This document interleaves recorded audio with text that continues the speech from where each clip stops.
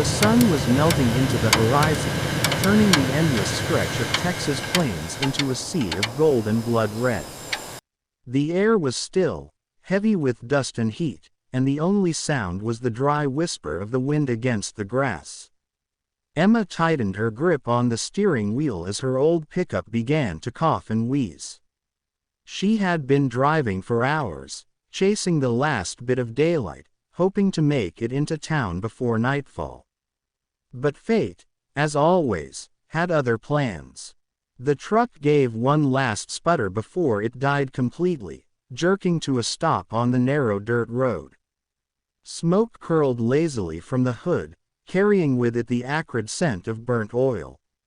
"Oh, come on, not now," Emma muttered, slamming her palms against the steering wheel.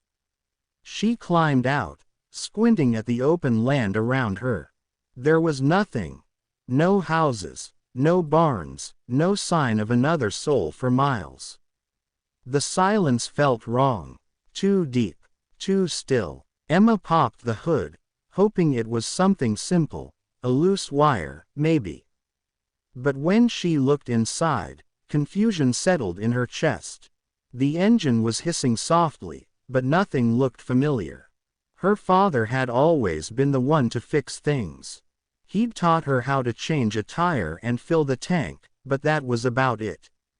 She stared for another helpless minute before stepping back, dusting her hands against her jeans. And that's when she saw the sky. The blue was fading fast, replaced by heavy gray clouds that rolled across the horizon like an approaching army. A storm, and by the look of it, a bad one. She glanced at her phone, but of course, there was no signal. The temperature dropped a little as the first gust of wind swept through the tall grass, making the landscape ripple like a restless ocean. Then, far down the road, a set of headlights appeared, small, distant, cutting through the dimming light. Her heart leapt. Relief flooded her, mixed with a thin thread of unease. Out here, in the middle of nowhere, a stranger could be salvation, or something else entirely.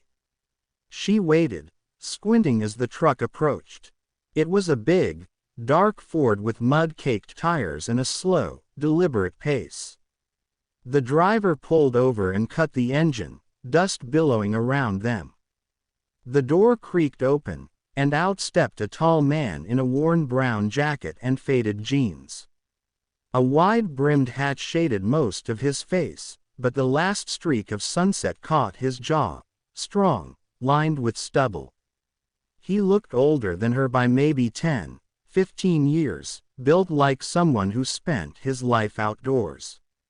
"You all right, ma'am?" His voice was low, smooth, with that steady drawl that seemed to belong to the land itself. Emma swallowed. "Truck died on me. I think it overheated or something. Please, I'm begging you, hurry up. The storm's coming in fast." He didn't answer right away. Instead, he gave a small nod, stepped forward, and lifted the hood with one easy motion. The metal groaned in the wind. He leaned in, studying the engine with quiet focus. For a moment, the silence returned. Only the rustle of the wind and the far-off roll of thunder filled the space between them. Then his shoulders stiffened. Slowly, he looked up, meeting her eyes. "You might want to step back," he said quietly. Something in his tone made her blood run cold. "What is it?" she asked, her voice barely a whisper. He didn't answer. His hand moved toward something deep in the engine. Not a wire, not a hose. Something else. He looked at her again, and this time his voice was sharper. "Now, ma'am," he said. "Step back. Don't ask questions." The wind howled through the grass as the first drops of rain began to fall. The wind roared across the open plains as Emma stumbled backward, her boots skidding in the dirt. The rancher's tone left no room for argument. Something was very wrong. He reached into the truck's engine compartment, his fingers brushing against a small, square object tucked behind a tangle of wires. For a brief second, a faint red light blinked. Then his jaw tightened. "Run," he said flatly. Emma froze. "What do you mean, run?" he barked, louder this time, grabbing her wrist with a firm, calloused hand. Before she could think, he was pulling her toward his dark pickup, boots pounding against the hard-packed road. The first clap of thunder broke overhead, drowning her gasp as they climbed into his truck. He slammed the door shut, turned the key, and the engine roared to life. They had barely driven a dozen yards when the explosion came. A deafening blast split the night, sending a burst of fire and smoke into the air. Emma's old pickup was engulfed in flames, metal twisting and glass shattering. The shockwave rattled the rancher's truck, and for a second, Emma thought they'd tip over. Her hands trembled as she clutched the seatbelt, eyes wide with disbelief. He didn't look back. He just drove, fast and silent, his face illuminated by flashes of lightning. It wasn't until they were several miles away that he finally slowed down. The storm was in full fury now, rain pelting the windshield, wipers struggling to keep up. The road ahead was slick and shining, and his knuckles were white on the steering wheel. Emma turned toward him, her voice shaking. "What was that?" "My truck. It just..." He cut her off with a short breath. "Someone wanted you dead." She stared at him, the words echoing in her head. "What are you talking about? That's insane." He glanced at her, his eyes dark and unreadable beneath the brim of his hat. "You didn't see the device I pulled out. It wasn't part of your engine. That was a detonator, a remote charge." Emma's mouth went dry, her heart hammered so hard she could hear it in her ears. "You're saying someone planted a bomb in my truck? Why? I don't even know anyone out here." The rancher said nothing for a long time. Only the rain spoke, relentless, heavy, pounding against the roof. Then, quietly, he said, "Maybe not out here.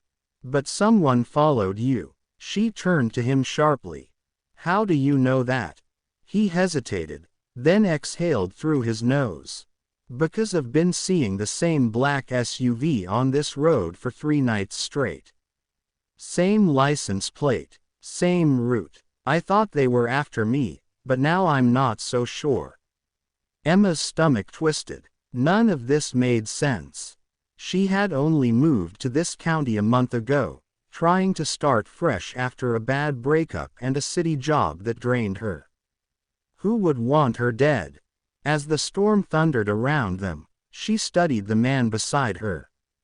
His jaw was clenched, his focus unshakable. There was something in his expression, a weight, a secret. "You knew this was coming," she said softly. His grip tightened on the wheel. "I had a feeling. Didn't know it'd find you instead." Lightning flashed, illuminating his profile, hard, weathered, determined. Emma swallowed the lump in her throat. "So, what now?" He finally looked at her, eyes steady. "Now, we find out who set that trap, and why they wanted to make sure neither of us walked away tonight." Outside, thunder rolled like the sound of hooves across the plains. And in that moment, as they drove deeper into the dark storm, Emma realized something chilling. The rancher hadn't just saved her life. He'd dragged her into his secret, and whatever came next would change both their lives forever.